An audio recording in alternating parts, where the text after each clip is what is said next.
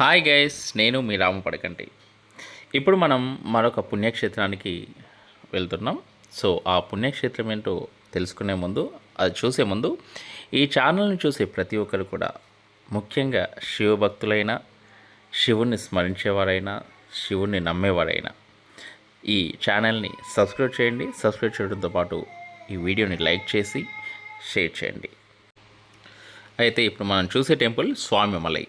తమిళనాడులో తంజావూరు జిల్లాలో ఉన్నటువంటి కుంభకోణం సమీపంలో 8 కిలోమీటర్ల దూరంలో ఉంది. ఇది శ్రీ సుబ్రహ్మణ్య స్వామి వారి యొక్క 6 ప్రముఖ క్షేత్రాల్లో ఇది 4వది.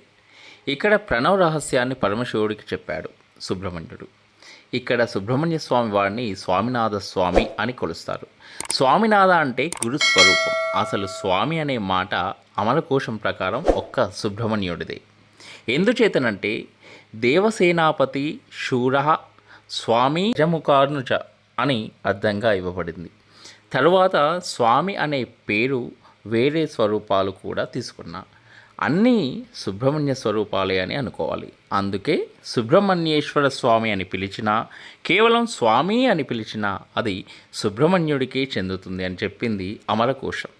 అటువంటి మహానుభావుడు స్వామిమలైలో వెలిసి ఉన్నాడు అని చెప్పేసి పురాణాలు చెప్తున్నాయి. అయితే ఈ సుబ్రహ్మణ్య స్వామి టెంపుల్ ఈ క్షేత్రానికి 60 మెట్లు ఉన్న ఒక కొండ మీద ఉంటుంది. ఈ 60 మెట్లు మన 60 సంవత్సరాలకు సంకేతం. కొండపైన సుబ్రహ్మణ్యుని మందిరం వెలుపల విఘ్నేశ్వర స్వామి వారి మందిరం ఉంటుంది. ఎవరైనా స్వామివారి యొక్క అర్జిత సేవలు చేసుకోవడానికి లోపలికి వెళ్ళే ముందు విఘ్నేశ్వరుని వద్ద సంకల్పం చేసుకొని లోపలికి వెడతారు. స్వామినాథ స్వామి వారిని కీర్తిస్తూ శ్రీ నక్కీరన్ ఆయన చేసిన తిరుమురు కాట్రుపడైలో ఎన్నో కీర్తనలు చేశారు. అంతేకాక అరుణగిరినాథర్ తిరుప్పుగల్లో కూడా స్వామినాథ స్వామిని కీర్తించారు. అయితే ఈ క్షేత్ర పురాణం సింపుల్గా చెప్పుకోవాలంటే ఏంటంటే, పూర్వం ఒకనాడు చతుర్ముఖ బ్రహ్మగారు కైలాసం వైపు వెళుతూ ఉండగా సదా చిద్విలాసంతో ఉండేనా తండ్రి సుబ్రహ్మణ్యుడు బ్రహ్మగారిని ఆపి, బ్రహ్మమనగా ఏమి, ప్రణవమనకు అర్థం తెలుసా అని అడిగారు. చతుర్ముఖ బ్రహ్మగారు అన్నారు, బ్రహ్మమనగా నేనే.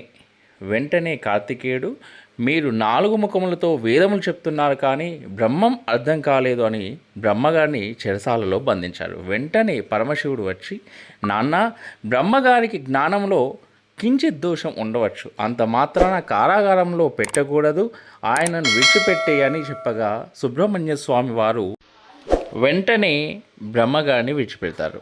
అంతేకాక సుబ్రహ్మణ్యుడు శంకరుడితో అంటారు, నేను ఎంత మీ కుమారుడైనను బ్రహ్మగారిని అలా అవమానించకూడదు అని దీనికి ప్రాయశ్చిత్తంగా సర్పరూపం దాల్చి భూలోకంలో వచ్చి ఉన్నారు. అలా ఉండగా పిల్లలు అందరూ వచ్చి రాళ్లతో కొడుతూ ఉంటే పార్వతీదేవికి ఈ విషయం తెలిసి షష్ఠీ వ్రతం చేయించింది. దానితో ఆయన పాపం తొలగి పూర్తి తేజోమయుడైన సుబ్రహ్మణ్య రూపం వచ్చిందని అంటారు పెద్దలు. ఒక్కసారి ఈ వీడియో చూసే అందరూ కూడా ఓం శ్రీ సుబ్రహ్మణ్య స్వామి నమః అని చెప్పేసి కామెంట్ చేయండి కింద.